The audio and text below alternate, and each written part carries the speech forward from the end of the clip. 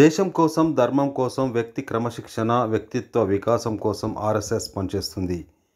RSS అంటే రాష్ట్రీయ స్వయం సేవక్ సంఘ్. ఇది భారతదేశంలో ఆవిర్భవించి నేడు ప్రపంచవ్యాప్తంగా ఒక అతిపెద్ద స్వచ్ఛంద సంస్థగా ఎదిగింది. భారతదేశపు ఆధ్యాత్మిక, నైతిక సాంప్రదాయాలను పరిరక్షించడం ఈ సంస్థ ఆశయం. ఆర్ఎస్ఎస్ హైందవాన్ని ఒక మతంగా కాక ఒక జీవన విధానంగా భావిస్తుంది. భారత జాతిని, భారత ప్రజలను భరతమాత రూపంగా భావించి వారిని సేవించడం, భారతదేశాన్ని తమ మాతృభూమిగా భావించే ప్రజల ప్రయోజనాలను పరిరక్షించడం తమ ఆశయంగా ఈ సంస్థ పనిచేస్తుంది. రాష్ట్రీయ స్వయం సేవక్ సంఘ్ను సంక్షిప్తంగా ఆర్ఎస్ఎస్ అంటారు.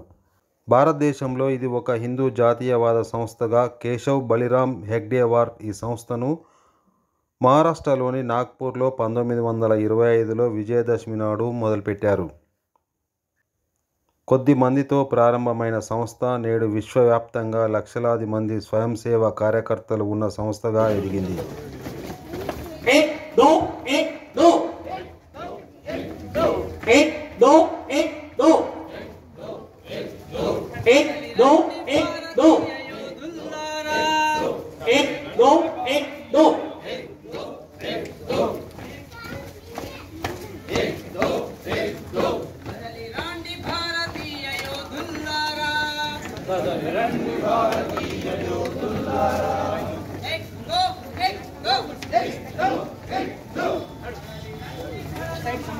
ఆర్ఎస్ఎస్ ప్రముఖ హిందూ జాతీయవాద సంస్థగా ఎదిగింది. అనేక అనుబంధ సంస్థలకు దారితీసింది.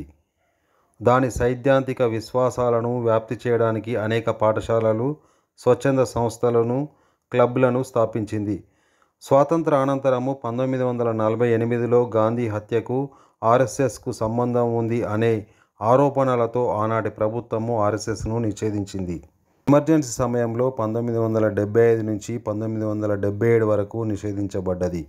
1992లో బాబ్రీ మసీదును కూల్చివేసిన తర్వాత మూడోసారి నిషేధించడం జరిగినా కానీ ఆ తర్వాత ఎలాంటి ఆధారాలు లేని కారణంగా నిషేధాన్ని ఎత్తివేసింది. ఆర్ఎస్ఎస్ దీని అనుబంధ సంస్థలన్నిటినీ కలిపి సంఘ్ పరివార్గా పిలుస్తారు. వాటిలో ప్రముఖంగా భారతీయ మజ్దూర్ సంఘ్, భారతీయ కిసాన్ సంఘ్, అఖిల భారత విద్యార్థి పరిషత్, వనవాసి కళ్యాణ ఆశ్రమం, స్వదేశీ జాగరణ మంచ్, ప్రజ్ఞా ప్రవాహక్, ఇతిహాస సంకలన సమితి, విద్యాభారతి, సంస్కార భారతి, సంస్కృత భారతి, అధివక్త పరిషత్, పూర్వ సైనిక పరిషత్, విశ్వ హిందూ పరిషత్, రాష్ట్ర సేవికా సమితి వీటిలో ముఖ్యమైనవి. ఆర్ఎస్ఎస్తో పాటు ఈ సంస్థలన్నిటికీ చాలా పెద్ద సంఖ్యలో సభ్యులు ఉన్నారు. ఈ సంస్థలో పనిచేసే కార్యనిర్వాహక ముఖ్య వ్యక్తిని సర్ సంఘ్ చాలక్గా పిలుస్తారు. ఈ సంస్థకు 1925 నుండి 1940 వరకు సర్ సంఘ్ చాలక్గా, ఆ సంస్థ వ్యవస్థాపకుడు కేబి హెగ్డేవార్ పనిచేశారు. ఆయన తర్వాత 1940 నుండి 1973 వరకు ఆ పదవిలో మాధవ్ సదాశివ్ గోల్వార్కర్ పనిచేశారు. ఆ తర్వాత 1973 నుంచి 1993 వరకు ఆ పదవిలో మధుకర్ దత్తాత్రేయ దేవరాజ్ పనిచేశారు.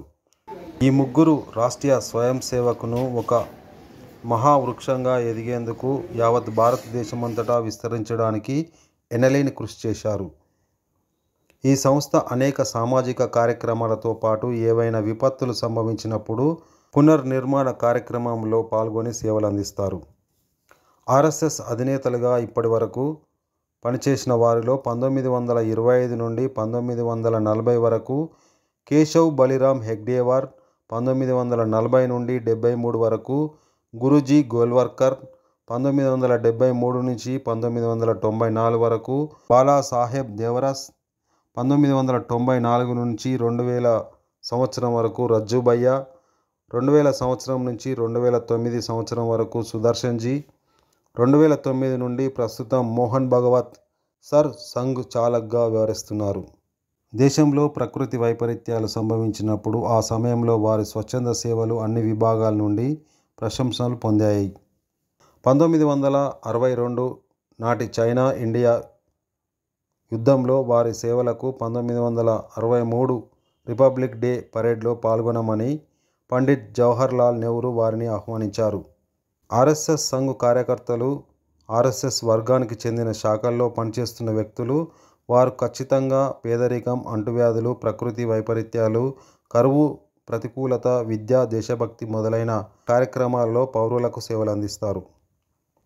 ఆర్ఎస్ఎస్ 100 సంవత్సరాలు పూర్తి చేసుకున్న సందర్భంగా శతాబ్ది ఉత్సవాలను ఈ సంవత్సరం ఆగస్టు 26 నుంచి 28 వరకు ఢిల్లీలో విజ్ఞాన భవన్లో ప్రారంభ ఉత్సవాలను మోహన్ భగవత్ ప్రారంభించారు.